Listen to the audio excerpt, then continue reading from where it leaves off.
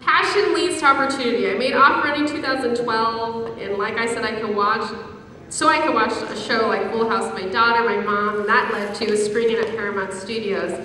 And that was incredible to be in that space, to know that I didn't have to wait for anyone to green light me. I didn't have to wait for anyone to say, that's good, because I've been in the studio where I'm like, that's just not sexy enough. Or, really, you think these characters are work or people would buy it? Like, I've been through it, and it was so powerful, and I just put it on the way to do. You need to just say, I believe in this, I believe in the people I casted, and half of them were community members that didn't even know how to act. But for me, I grew up on the French New Wave, and you guys have to research that on your own, but it's all about just creating organically and finding people that just have lived the essence. And to me, that is my world. I'm an auteur. And because of my show, which makes me laugh now, I was invited to speak at Stanford University in front of 250 business leaders. And I was like, why are they gonna bring me? Like, I haven't made any money. Because that's what you think of success is money, millions of dollars. And I talked to the organizer, and I seriously was sweating. I'm like, why do you want me? I'm like, these are Latinos, they don't even like me. Like, they hate my Spanish, they hate the way I look. I mean, no one wants to be my friend. And he was just like, Cheyenne, but you made a show that touched me. And he's like, and I want you to be at my event. And I was like, okay, well then, yeah, I'll be there. And I'm telling you now, I can't speak Spanish, so I'll do my best. And he's like, no, don't worry about it. You don't worry about it. So Ligia at one point was my mentor, which you guys met earlier. And, she once, don't abuse your mentorships as well, And I knew that from the beginning. You get a little bit of taste when you really need it. And at one point she told me, Cheyenne, you don't show anything to anyone unless it's good, unless it's so good. And that's where I was like, oh my God, okay. So now I have to go speak to people, and I've never done this before. I'm not a speaker, I'm a director, I'm behind the scenes, like I'm a writer, and I'm a little weird introvert person, like that loves to be in a cave all day, listen to my weird Woodstock music. And I was like, okay, well, now it's time to be an actor, put on the role, and I can speak, sure, I'll speak to people from Montiel and Kaiser, and all these banks, love you people. Showed up, and the woman right before me, some awesome person that I didn't really get to know, she said she worked for Forbes and some huge marketing company. And she told these 250 business leaders, she's like, you guys have to fake it till you make it. And I hate that term. I hate it. Because I did not work this hard to get to this point to have someone say, we all faked it till we made it. But all of you guys that are here, it's because we worked our butts off. I'm like, we got educated, and no way in hell did I fake it till I made it. I said it straight up, and everyone was like, oh! And then they stood up and started clapping. I had a standing ovation. And I was like, we as Latinos are an evolving identity. And that to me was the most important thing, because yes, we obviously represent so many countries, but we're gaining power by uniting. And that was the chord that struck. And do you think I rehearsed that? No. That was from my years of education, from reading philosophy, psychology, criminology, the spiritual being that I said, God, Goddess, please help me right now.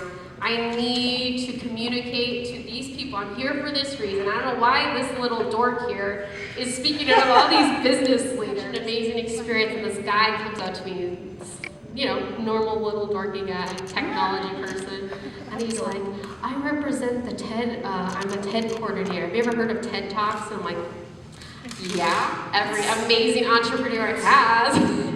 So he actually invited me to speak, to have my own TED Talk in the Dominican Republic. Wow. Okay, so that's what I'm saying, is like, even though you think your project's small, or maybe you're like, I'm trying something new and I need to make this happen, make it happen. It doesn't matter what age you are, make it happen. Because if the passion's there, the opportunity will come. And do you think that I said, oh my God, I'm a house mom, I have a kid, and I can't go to the Dominican Republic? Yeah, right. I was like, Mom, guess what? Now you can be a good grandma and you can watch my daughter. I'm going to the DR. And I went, and can you do the next slide, please? Thank you. So in Santo Domingo, which is the main capital, that's where I stayed. Everything was paid for. I was like, oh my gosh, I like this. But I worked. I did not want to just chill out the whole week, even though I could have. I said, take me to the villages. Take me to where these young Latinas are. Like, where I want raw. I want to see where we're really at in the world. And as I got to Santo Domingo, I realized that I was in Christopher Columbus's palace that he had made for his son, world began. So I take that energy and I said, you know what?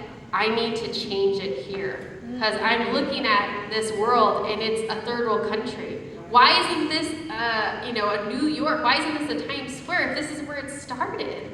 How? Because they kept them in bondage. And they're still in bondage there. And that's when like more things were shifting again. I'm like, oh no, here we go. Here we go, Spirit.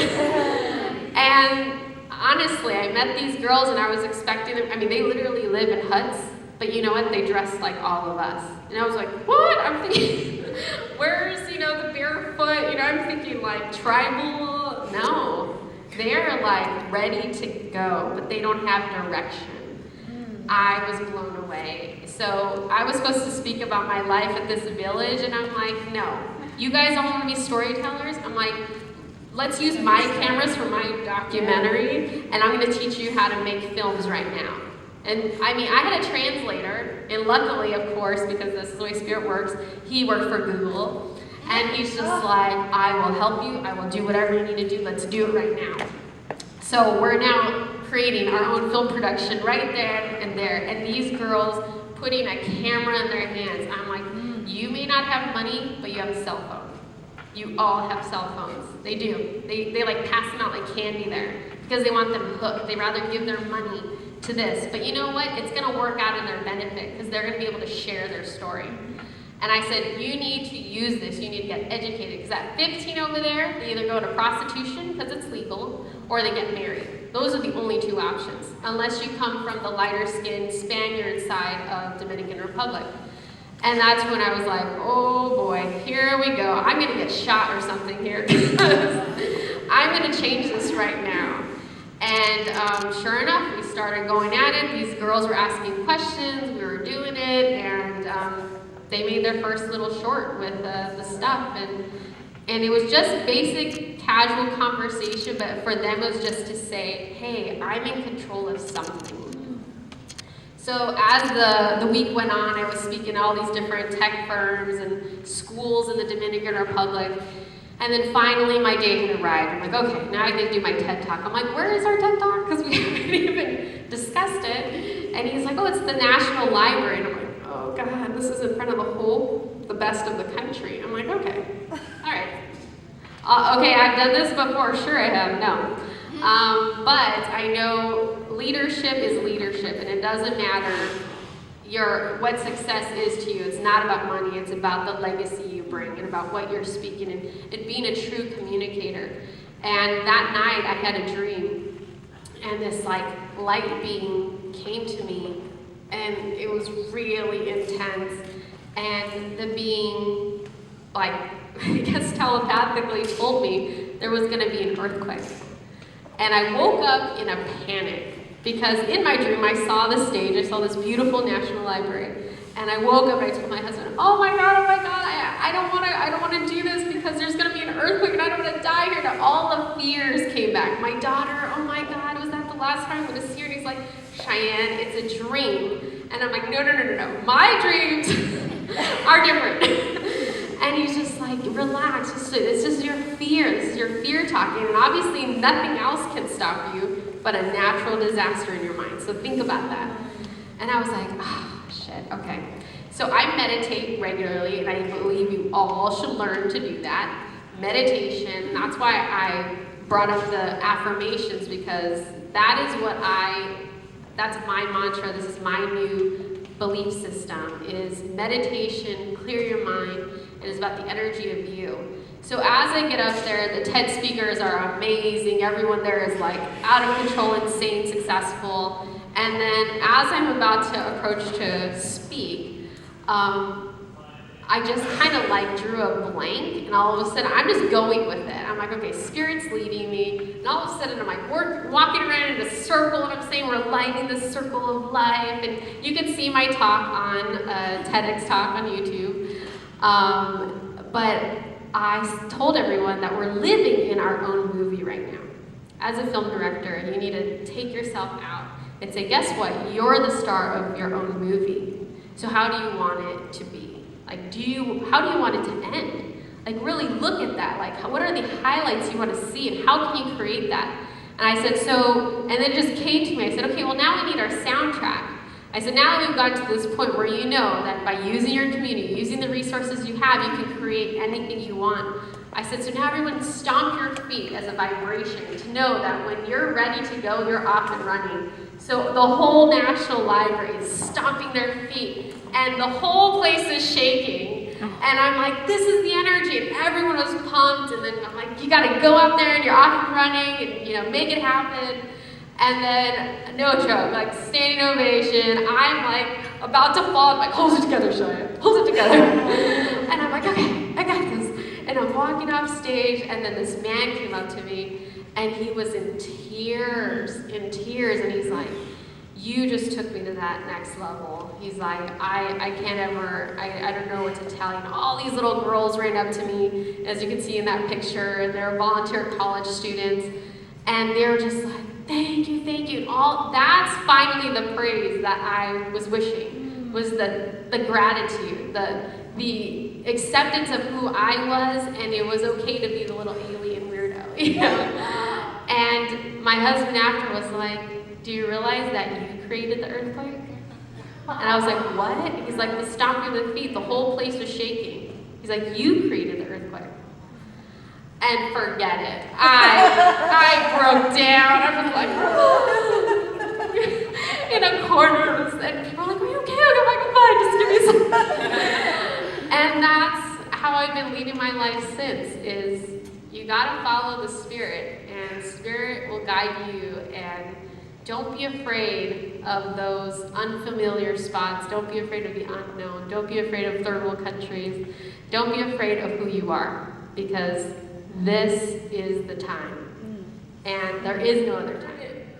And I'm so grateful now that I have a mentor. His name's Steve Hickner from DreamWorks. I have a mentor at Nickelodeon. And these men, like Lee said, it doesn't matter if it's woman or man. It's just someone that recognizes the potential in you. And these are my gifts. All of you here are my gifts now. Because you're going to reciprocate. You're going to follow your dream. And you're going to be like, you know what, Cheyenne's got here at 8 in the morning, and she stood to the end, and you know what, I did too. And I'm going to make this shit happen. I love you all.